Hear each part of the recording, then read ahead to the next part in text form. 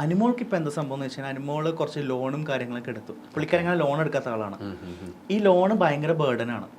ഒരു per month 75,000 80,000 എന്നൊക്കെ പറയുമ്പോൾ അത് നമ്മളെ പോലത്തെ ആൾക്കാർക്ക്, ആർട്ടിസ്റ്റുകളുടെ ജീവിതം എന്ന് പറയുന്നത് നമ്മൾ വിചാരിക്കും ഒരു ഭയങ്കര കളർഫുൾ ജീവിതമാണ്, ഇവർക്കൊരു ഉദ്ഘാടനം ചെയ്ത 1.5 ലക്ഷം കിട്ടും, മനസ്സിലായോ? പിന്നെ അതേപോലെ തന്നെ ഒരു ഷോയിന് പോയാൽ ഇപ്പം ആ ഷോയിന് ഇപ്പോൾ സ്റ്റാർ മാജിക് പോലെ ഷോയിന് അനുമോളുടെ സാലറി എന്താണെന്ന് നിങ്ങൾ ചോദിച്ചാൽ നിങ്ങൾ ഞെട്ടും, മനസ്സിലായി? അതേപോലെ തന്നെ എന്താണ് ഒരു ഉദ്ഘാടനത്തിന് പുള്ളിക്കാരി പോകുന്ന എമൗണ്ട് എത്രയാണ്? വളരെ ചെറിയ തുകയ്ക്കാണ്. നിങ്ങൾ കുറച്ച് മീഡിയസിന് അറിയാതെ.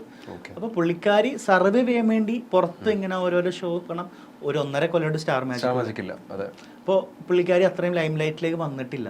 കുറച്ച് ലൈക്ക് കൊളാബറേഷൻ വർക്ക്സും കാര്യങ്ങളൊക്കെ ഉണ്ടെങ്കിൽ പോലും അനുമോളെ പോലെ അത്യാവശ്യം കൺസർവേറ്റീവായിട്ട് നടക്കുന്ന ഒരാൾക്ക് ഉദ്ഘാടനങ്ങൾ കുറവായിരിക്കാം, പല ഉണ്ടാവില്ല. കാരണം ഇപ്പോഴത്തെ ഉദ്ഘാടനത്തിന്റെ കൾച്ചർ നിങ്ങൾക്ക് അറിയാലോ.